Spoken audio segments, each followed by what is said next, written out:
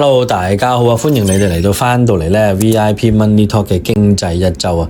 簡單同大家講下啦，更新一下上個禮拜咧嘅環球市場1月30號吓。嗱，整體嚟講咧，全球股市咧都係向上噶啦，投資者咧繼續偏好呢啲風險資產嘅。但因為環球嘅經濟咧表現咧仍然係有啲韌性啊，加上好多間央行咧都明確表明咗啦，如果有需要咧係唔排除會再減息嘅。而美國嘅股市咧係上升嘅，不過加拿大嘅股市咧係受到呢個原材料板塊拖累咧，要回落翻啦。加美兩地10年期嘅國債息率咧都係有啲上升噶啦。嗱，啲金價就回翻落啦，油價升啊咁樣啦。美元咧一度跌到去4年嘅低位噶啦，但係之後有啲反彈嘅。喺加拿大方面啦，個央行咧維持利率喺2.25厘不變嘅，認為現水平咧係足以支持經濟同埋控制通脹嘅。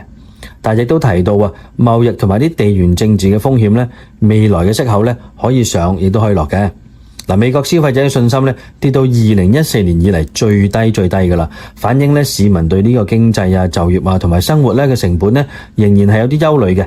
聯儲局咧同樣都係按兵不動啦，但係內部咧已經有聲音係支持減息嘅噃。喺亞洲方面啦，中國工業利潤咧喺2025年咧首次回升翻噶啦，但係內需咧仍然疲弱。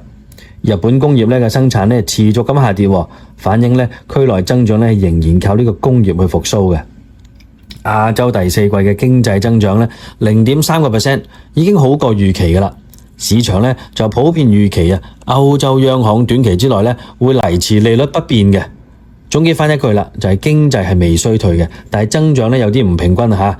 啲央行嘅政策咧仍然係市場最大嘅關鍵，大家留意啦吓。